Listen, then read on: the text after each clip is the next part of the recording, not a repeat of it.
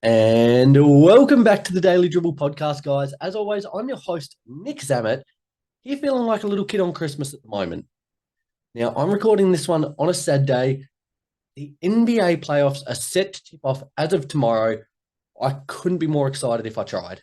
As I've said week in and week out over the course of probably the last month or so, as an NBA fan, as an NBA content creator, it doesn't get any better than the playoffs. So I certainly think it'll be a somewhat restless night tonight, but I'm buzzing to say the least. Nevertheless, we have a big show in store for today, guys. Going to rip through some very quick odds and ends before getting into just some of my round one matchup takeaways. Now, I've posed a few questions to myself, picking series that will essentially answer those questions. It'll all make a little bit more sense momentarily when I get into it. So, looking forward to doing that. But before we do so, though, a big shout out to both Stadium Scene and The Cover, two tremendous networks continuing, even whilst the playoffs are going at the moment, to do wonderful things for me and supporting all the work I do here at the Daily Dribble. Very, very appreciative of all their continued hard work and support. Really does mean a lot. Likewise to all you guys out there, it was another fantastic week in terms of engagement on all the socials, Instagram, Facebook, YouTube, Twitter, and TikTok. A lot of contrasting opinions to what I've said, which is fantastic, and a lot of really good engagement and, quite captivating conversations that I've had going with you guys. So keep it coming.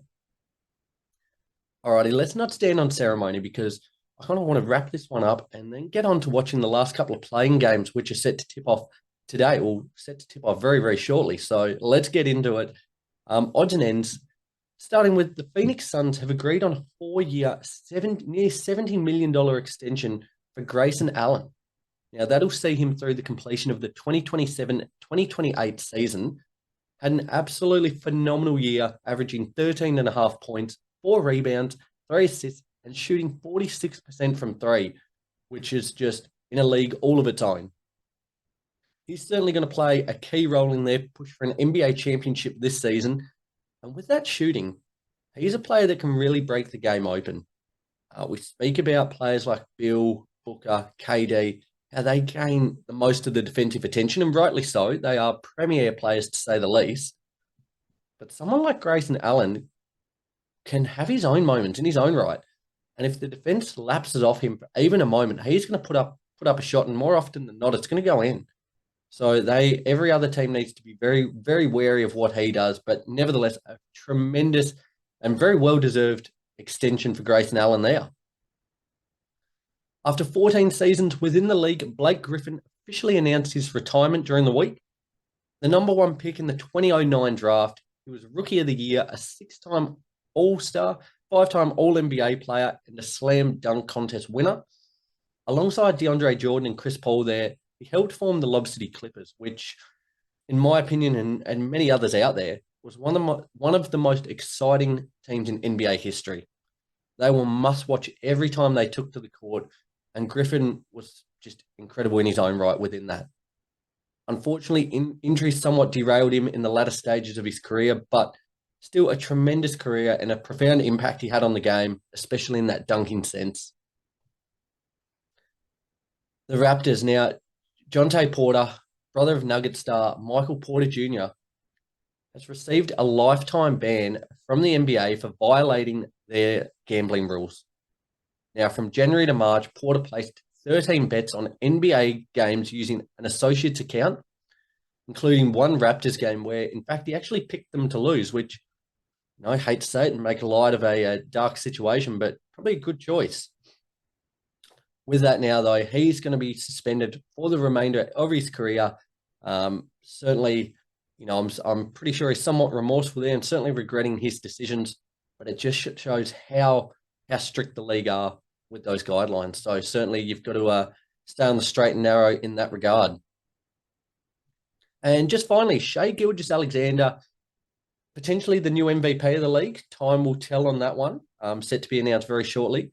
But he's agreed on a new lucrative multi-year contract with Converse. Now, this extends his current partnership. His first signature shoe is set to release in 2025. Fantastic. Now, with that as well, winning on and off the court Shai at the moment, he's also been given the title of Creative Director of Converse Basketball. That's a tremendous title to be given. And hopefully the signature shoe will just be a bit of a catalyst for Converse being able to become a heavy hitter once again as an NBA shoe. At the moment, undoubtedly, it's continually Nike, Adidas, leaning as of late have made a real charge up the ranks. But hopefully with this news, maybe, just maybe Converse can start to build their reputation once again. All right, guys, there's some very quick odds and ends. So let's push on. The Daily Dribble. Okay, as I mentioned, I'm hoping to release this one slightly earlier. Normally release each episode on a Sunday. Hoping to release this one Saturday night, just prior to the tip off of the playoffs tomorrow. But we've got our round one matchup. We've got 8 matchups set to take place across both conferences. So in the East, we have the Celtics versus either the Heat or Bulls. That one's set to be finalized today. The New York Knicks will play host to the 76ers. The Bucks will be at home to the Indiana Pacers, and the Cavs will host the Orlando Magic in the East. Transitioning over to the West, we've got the Thunder will be deservedly the number 1 seed, playing host to the 8th seeded either Sacramento Kings or New Orleans Pelicans. The reigning champs, the Nuggets, will host the LA Lakers. The Minnesota Timberwolves had a fantastic run to the 3rd seed this season and will then match up with the Phoenix Suns, whilst the Clippers will be home to the Dallas Mavericks. So as I said, I've posed a couple of questions here to myself and picked a series that I think fits each one. As I say, week in and week out, guys, I would love to hear what you think of my selections, where I went right, where I went wrong. So continue to stay up to date with all of the socials in that regard. Starting first and foremost with the question, which is the series I'm least excited for? Now, I've got to say, I'm going to go with the Cavs versus Magic. That's not to say I don't think this will be a horrible series by any stretch of the imagination. I just don't think either team really emotes that much excitement. There's certainly quality players across both squads there. Banchero, Wagner, Suggs, Mobley, Garland, Jared Allen. There's stars there. But outside of Donovan Mitchell and to a lesser extent Banchero, they're not super duper exciting must-watch players across the league. To be honest, I think both these matchups will be quite low-scoring, grinded-out type of games. I think the Magic are certainly a really exciting up-and-coming team, and they're going to be quite a force over the next 5 years or so.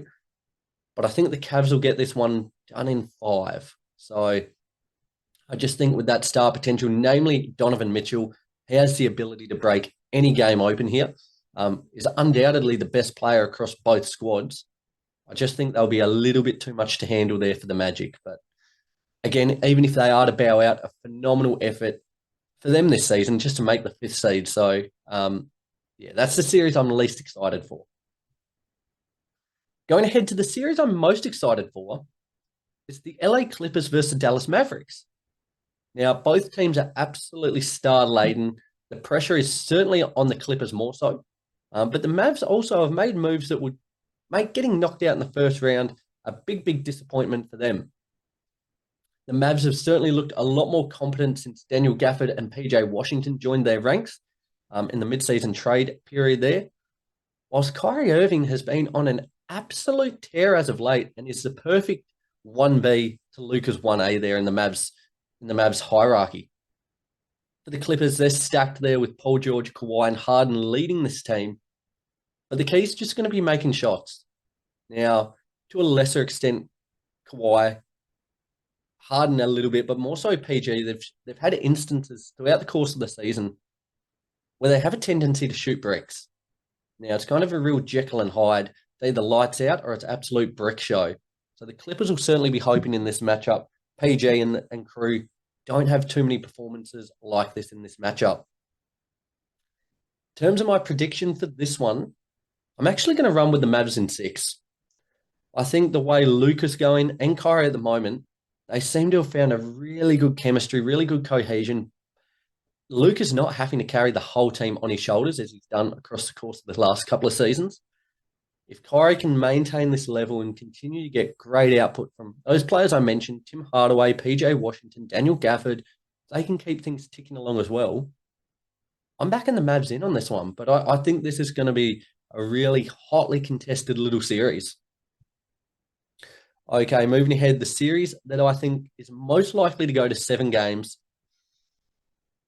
A lot of people might not agree with this one, but I think this is going to be a hotly contested little series. I'm going the Denver Nuggets against the LA Lakers. Now, for the reigning champs, they've looked super, super comfortable all season long. Time in and time out, I've said that they don't look as if they've really got out of first gear this season. Whereas the Lakers have struggled quite a little bit more. They've struggled with depth due to injuries. But I think with Gabe Vincent coming back recently, Spencer Dinwiddie, Taurean Prince, Jackson Hayes leading that second unit, I have a little bit more faith in them. I probably have a little bit more faith in their second unit than Denver.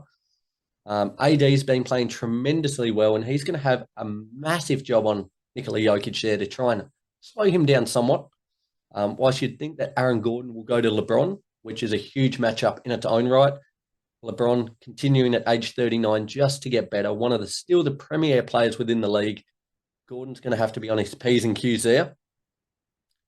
But again, another unpopular opinion here. I'm going to run with the Lakers in 7.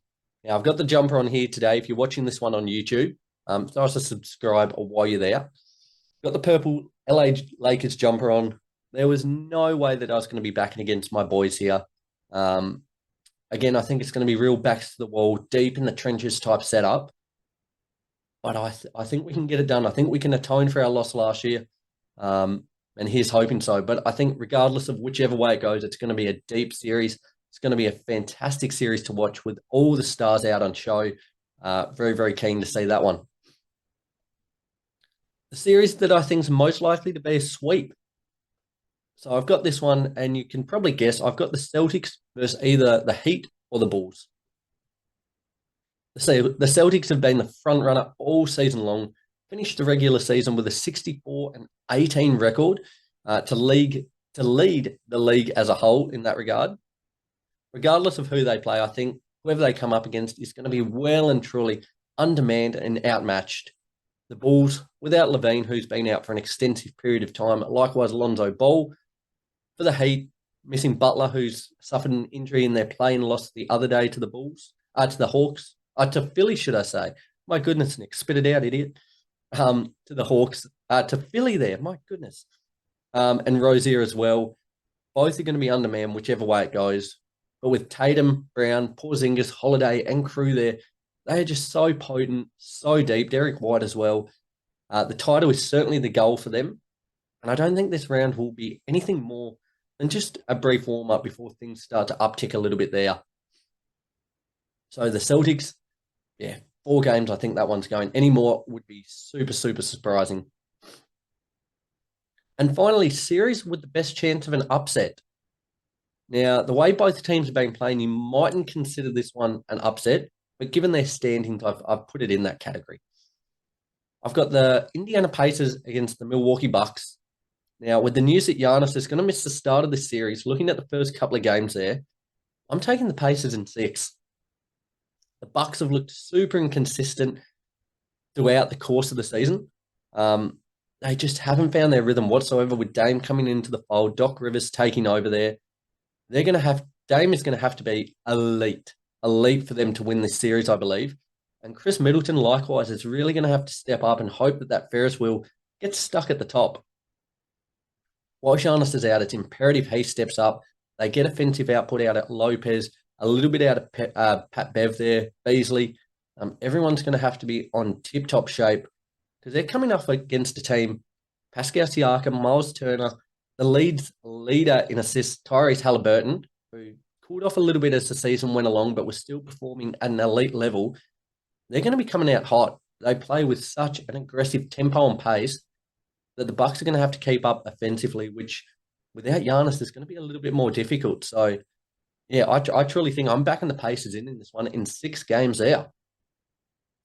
Guys, there you have it. Couple of quick little questions with some predictions thrown in there as well. All 8 matchups across both conferences are set to be fantastic in their own right. And as I said, I'm pumped to say the least. Feel like, as I said at the top of the show, feel like a little kid on Christmas. It's going to be a real battle getting to sleep tonight. But the playoffs can't come quickly enough. I will leave it there, guys, because I'm going to go watch the last couple of playing games here. I'm buzzing. You see, I can almost tell today with how the episode went. I could barely speak. I'm that excited. But nevertheless, hope you guys are just as excited as I am. Whilst the regular season might be done and, the games are starting to dwindle, the news is certainly not. On and off the court, the news is running rampant across both the NBA and the NBL for that matter. So continue to stay up to date with all the socials, Instagram, Facebook, YouTube, Twitter, and TikTok to get all the latest news as soon as it breaks, as well as subscribing wherever you listen to the show. Whether you're listening on Spotify or Apple Podcasts or watching this one maybe on YouTube, certainly subscribe so as to never miss another episode. Guys, I'll leave it there. I will be back next week to break down all the fallout at the start of round 1 of the playoffs. I cannot wait. I hope you guys have a fantastic week and enjoy playoff basketball. Enjoy it. As basketball fans, we have to enjoy it. Nevertheless, I will talk to you then. Take care, guys.